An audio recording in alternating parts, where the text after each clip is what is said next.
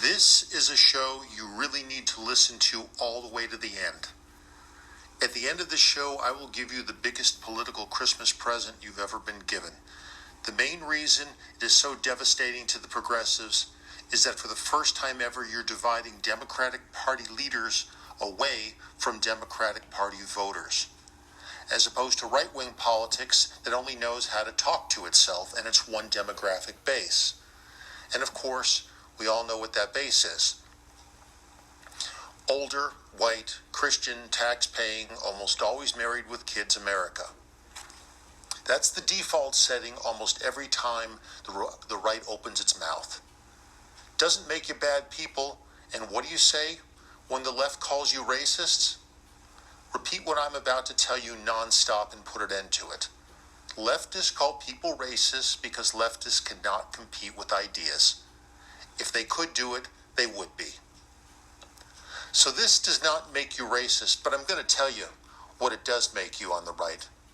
It makes you the ice cream shop that only knows one flavor of ice cream, and that is beyond debate. I understand how the Republican Party ended up like this. 43 out of the 45 presidents of the United States have been older, white, Protestant, married men with kids.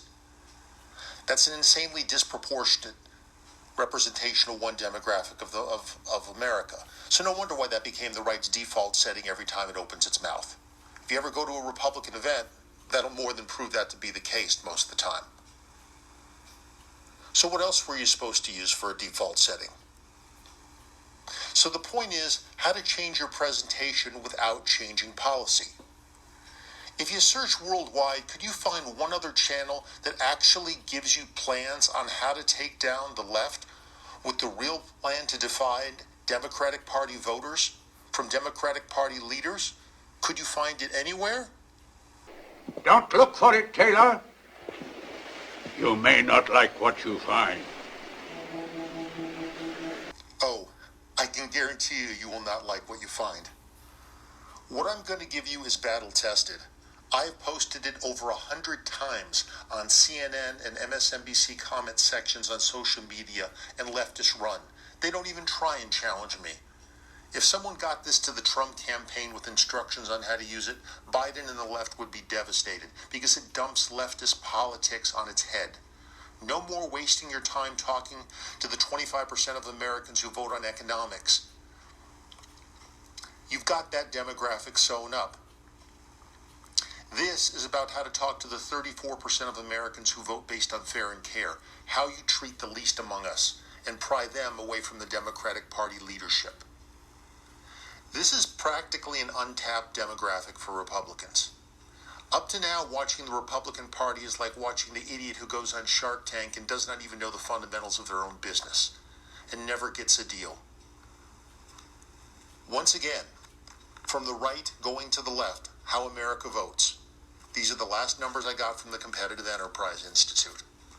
13% of Americans vote based on faith-based, 20% of Americans vote on defense issues, 25% vote on economics, 34% and practically untapped vote on fair and care, how you treat the least among us, people who want an equal start, which is real fairness. Lastly are the socialists, which are about 8% and growing, and those vote based on equal outcome, the opposite of an equal start. They're totally unfair. If you're lazy and stupid, you do not deserve to end up at the same place as someone who's hardworking and smart. So, before I go ahead and show you how to take down leftists hard and maybe permanently, I need to talk to you about why the right actually doubles as a punching bag. This is going to hurt, so let's just get right through it together, so I can teach you how to use your new winning formula. The great news is that this problem on the right has almost nothing to do with policy. It has many other factors instead of policy that are causing problems. Number one, you have no infrastructure worth a damn on the right. I hope you don't think that you're Republicans versus Democrats.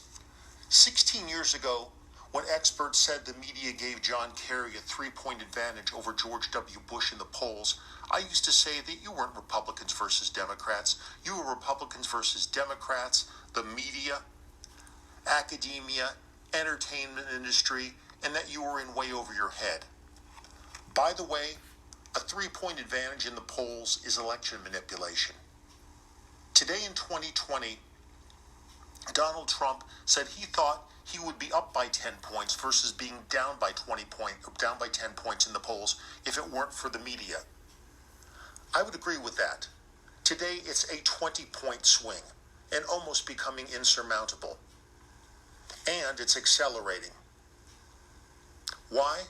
Well, you're not Republicans versus Democrats. You're Republicans versus Democrats, the media, academia, entertainment industry, pop culture, the majority of the Ivy League educated uber class, otherwise known as the Ivy Stockracy.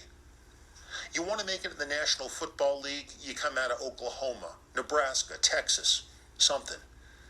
If you want to make it in politics and literally rule the world, you come out of Harvard, usually with a law degree, maybe Yale, and that's about it.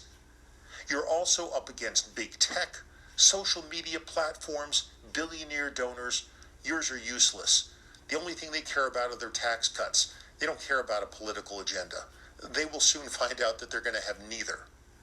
You're also up against corporate sponsors for the left's agenda. The media rolled over for Black Lives Matter. You could not get the media to do a thing for you on the right. Lastly, right-wing media that we put up with, they're a joke. All they do is just whine from the sidelines. Zero plans to solve problems, let alone succeed. They are exactly like this 18-second video that I'm going to play for you now. On the floor! On the floor! Hey, do something. Oh, I'm not a security guard. I'm a security monitor. I only notify people if there's a robbery. There's a robbery. You are playing a rigged game. You are playing against the house in Vegas. And you may get lucky for a while, but sooner or later the house always wins, baby. Maybe you're thinking, what is this guy talking about? Look how well Trump is doing. Yeah, and it will be all reversed by the next Democrat in the White House. What a complete waste of time. Meanwhile, the left, with all of their major allies, keeps getting stronger. Even having had the White House and all branches of government, the Republican Party from January of 17 to January of 19, they had the House, the Senate, the presidency, state legislatures, Supreme Court, and still, what did they spend 99% of their time doing? Whining about what someone on the left said each day. Absolutely pathetic. Why? Well, like I said, they're not Republicans versus Democrats. They're Republicans versus Democrats and all those other factors that I just mentioned. They're in so far over their head. Could you imagine if a business did this? Spent 99% of their time whining about something? Imagine if you went to work and spent 99% of your time whining about your competition. You'd be out of a job in 5 minutes. Well, guess what? Neither does a winning political party. A winning political party just produces. And we've talked in the past about how to go app and web-based and do that.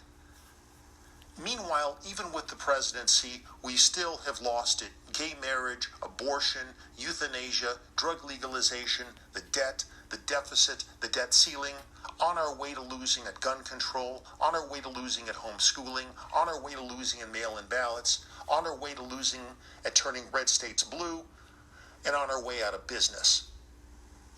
The left can do whatever it wants when it has so many powers behind it. You will even hear stupid things from right-wingers like, look what Soros is doing to us. I laugh when I hear that. Really? One guy or just a few people can knock right-wing politics over on its ass anytime it feels like it? The sad answer is yes. You have no competent infrastructure. I always think to responding to people who whine about Soros by saying, wow, one guy's doing all this to you? What would you do if there were two of them? My God, man, you could be killed. I'm being sarcastic, but not by much. Your next set of problems. The crown jewel of left-wing politics is PhDs from Harvard, usually with law degrees, to compete in the most powerful circles of the most powerful country in the history of human civilization. What does the right bring to the game? Joe Average. College dropouts on talk radio. You know many of the people on talk radio have 33% approval ratings? A 33% approval rating on the radio 15 hours a week, only opposed by nothing other than your own big fat mouth, is like losing a Saddam Hussein election where you're the only guy on the ballot. Besides, winning over voters is not the job of talk radio hosts. They're entertainers. They get an A+ for that. They make their stations a lot of money, they make the hosts a lot of money, and they're the opium of the right-wing masses. What else do you want from them? Winning politics? Forget about it. That 33% approval rating in many cases tells all you need to know. Winning politics is about winning over voters. Impossible. They have zero training for it on the right. Now, they would scoff and say, I've been on the radio for decades. I would say irrelevant. I could spend the next 40 years at your dentist's office. It doesn't make me a doctor of dental surgery. Training, qualifications, and credentials would. And I would have none. I could spend the next 100 years at your accountant's office. It would not make me a CPA. Training, qualifications, and credentials would, and I wouldn't have any. No backgrounds in marketing, messaging, sales, outreach, nothing. All about how to talk to just one special interest group. Older, white, Christian conservative, tax-paying, voting, almost always married, with kids, America. That's the default setting every time the right opens its mouth. It makes you the ice cream shop who only knows one flavor of ice cream. The next group of problems, as a higher up in the Republican Party said to me, and the words haunt me, and they should haunt you too. And here's his quote. Every left-winger wants to be an activist. Every right-winger wants to be the next talk radio superstar or social media superstar. In other words, the left is activists. They're worker bees. They're doers. They're producers, at least politically. The right only has people out for themselves who think they should be a superstar, and of course with the same failed format for right-wing politics that we just talked about. And of course, never doing anything more than just whining from the sidelines. Have you ever seen answers from the right? Even my YouTube show has answers: how to end gun control, illegal immigration, leftist media, leftist academia. I haven't seen one plan anywhere. Just nothing but whining from the sidelines and cashing their fat paychecks. So the left has the activist, the doer base, and we have the whiner base. As a result, the left can do anything it wants to us. Every day we are hit over the head with something else by them, and the Republican Party can do nothing more than whine about it. I'm going to give you something that can serve as a temporary patch. How long it will hold, I don't know. You tell me. Nothing long-term will save us until you change some of the fundamentals that I've just mentioned. I have listed above, but now here is at least a short-term, maybe stop, we should call it, to stop the progressives in their tracks. The next problem is that there is at least, that revolves around the Republican Party, is that it's run like America's largest private party. Yes, you get a few amount of blacks, Jews, Hispanics, Asians, students. Half of Catholics you lose. You lose half of white, non-evangelical America. When Democrats talk, it's always about helping other people. They speak as if they were selfless. They really aren't. And that's what the crux to what I'm going to be talking to you at the end of this video is about, and why it's so devastating. But here's how they talk on the left. People are hurting, and here's what we're going to do to help them out. It comes across as selfless. When Republicans talk, unfortunately, it comes across as selfish. This program's a burden on the taxpayer. For the first time, listen to how you sound to America. All I care about is me and my money. Me, me, me, me, me. Who the hell wants to be involved with that? Listen to how that sounds. Now, Republicans would tell you, what are we supposed to do? The left outspends us. It's the nonsense you hear from the powers that be on the right. I will prove it to you once and for all. Policy and spending are for nothing, and your vote's for free. Talk about barking up the wrong tree. That's all the Republican Party's doing. The Republican Party doubled the money on government programs under George Bush. It could not touch the black vote. It could not buy low-income whites. because policy and spending are worthless when it comes to winning voters over. Two voting blocs in demographics.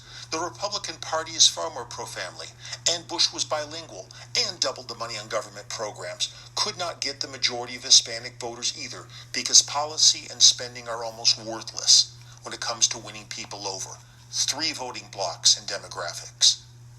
You're far more pro-Israel on the right, and not anti-Semitic like the Democrats. You can't get the majority of Jewish voters either.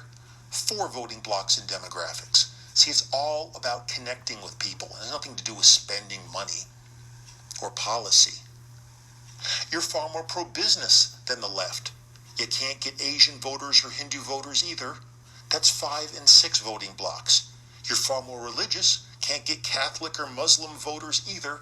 That's 8 voting blocs that you can't get based on policy and spending. 1 and 9th one? Trump supporters. That guy took opposing policy positions on issues like abortion when he first ran practically in the same sentence. His supporters didn't care because he connected with them. It's all about connecting with people. Remember this, policy and spending for nothing and your votes for free. I don't see many people leaving the Republican Party, even though they're breaking all sorts of records for spending, because they connect with their voters. Let's quit barking up the wrong tree and talking spending and policy, and start talking about how people vote, connecting with them. You can view my previous videos on cutting spending by trillions and outproducing government programs for more on that and on answers on how to handle this. Number 6, here's the next reason.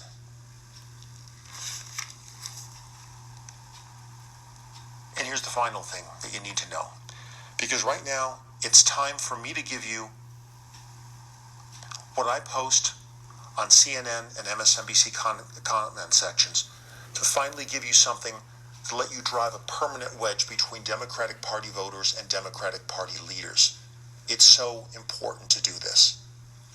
You should be repeating this as often as you've heard Orange Man bad or tax cuts for millionaires and billionaires. You should be repeating it 24/7, 365 till it comes out people's ears. All products ever marketed successfully in the history of the planet were marketed with persistency and consistency. It means you keep doing it and you keep up the same quality. Here you go.